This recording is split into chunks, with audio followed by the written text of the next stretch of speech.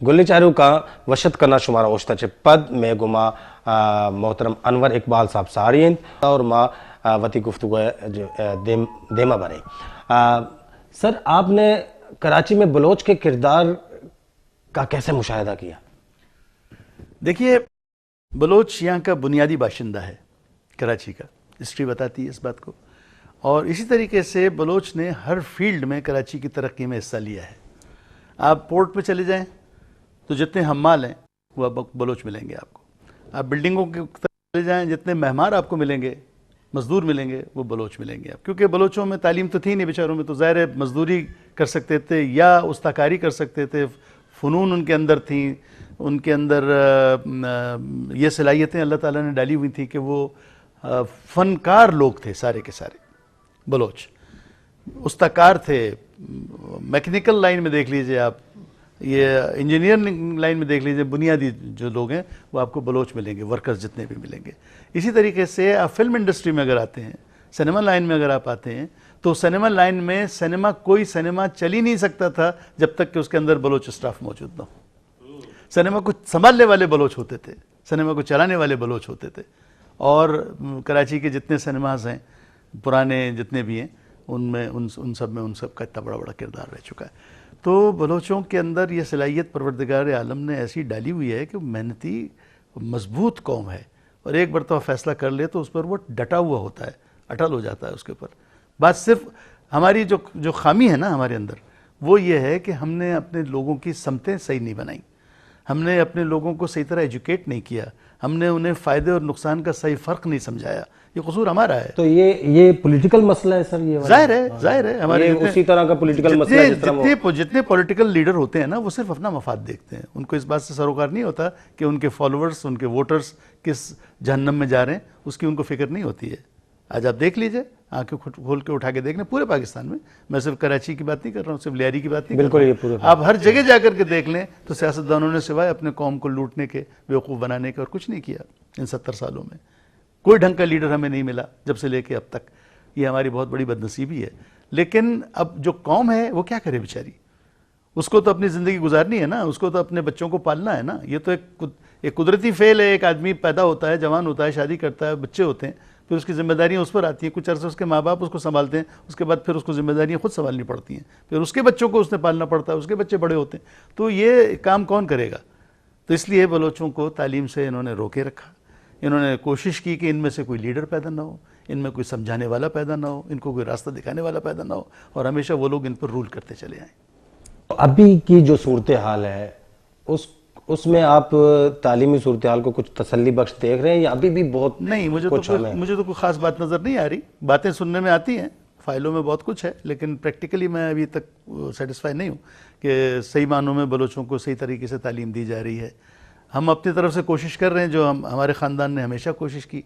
हमारे ख़ानदान ने अल्हम्दुलिल्लाह हर मामले में पहल की। मैंने बताया कि मेरे बाबा जान पहले बिजनेसमैन थे फ़िशिंग के, यहाँ सब खोजे, और उनका ये बिज़नेस था फ़िशिंग का। मेरे बाबा पहले बलोच थे जिन्होंने ये बिज़नेस शुरू किया यहाँ पर। हम पहले वो आदमी हैं जिन्होंने वहाँ पर एयरलाइन को इंट्रोड्यूस किया बलूचिस्तान में। हम पहले आदमी हैं जिन्होंने सिनेमा बनाया तुर्बत के अंदर, बलूचिस्तान के अंदर। हम पहले आदमी हैं जिन्होंने पहली बलूची फ़िल्म बनाई। हम पहले आदमी हैं जिन्होंने पहला बलूची चैनल बनाया। तो हमारा ख़ानदान तो पहल करता चला आ रहा है और इंशाल्लाह करता रहेगा। हमें कोई साथ दे न दे, हमें उसकी कोई परवाह नहीं है, हम तो काम करेंगे। और हमारा जो फ़र्ज़ है कि हम अपने लोगों की तरक्की देना चाहते हैं, अपने लोगों को आगे देखना चाहते हैं। हमें ज़ाती तौर पर क्या करना है यार, मुझे क्या परेशानी है? मैं अच्छा खासा एक्टर हूँ, मुझे मेरी आमदनी माशाल्लाह बहुत ठीक ठाक है, लोग मेरे पीछे हर वक्त पड़े रहते हैं, प्रोड्यूसर मेरे दरवाजे पे खड़े रहते हैं सूटकेस में, ब्रीफ केस में पैसे लेकर के, अनुर साहब ये हमारा ड्रामा, हमारी फिल्म कर दें। मुझे ज़रूरत नहीं है मैं कौम के बारे में सोचूं, लेकिन नहीं, ऐसा नहीं है। मुझे अपने से ज़्यादा अपने कौम की फ़िक्र है, अपने बच्चों की फ़िक्र है, उनके फ्यूचर की फ़िक्र है।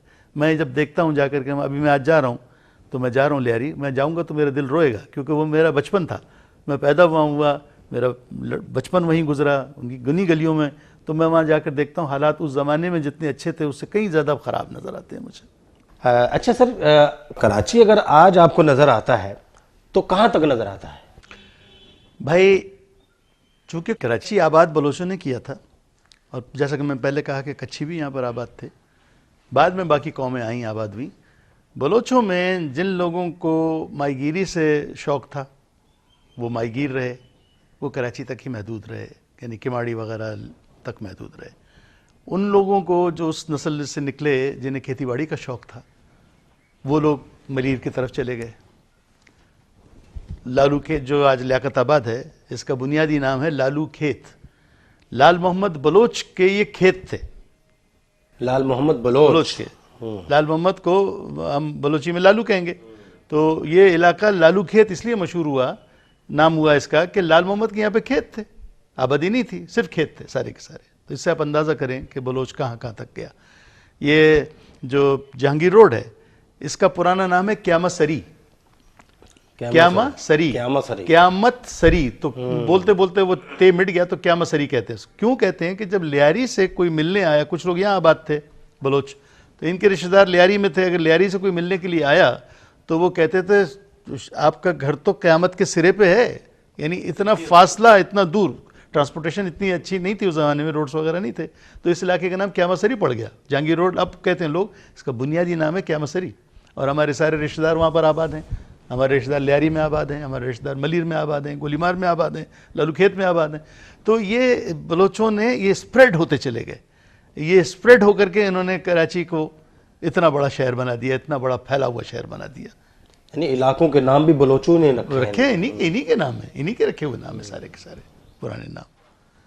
अब मलीर के बेशुमार गोट अब बन गए, बेसिक नाम तो उसका मलीर ही एक ही नाम है, उसके बाद फिर उसके बेशुमार गोट बनते चले गए, हर एक ने अपना अपना बना लिया। अभी सर एक वक्फे का वक्त होता है, तो गोली चारू का वाद बुता यक गुंडे ओछते वाजा अनवर इकबाल बलोच साहब मेगो साड़ीन इंशाल्लाह इशंगो का पोतरान देमा जारी शुमा इजा मारवे।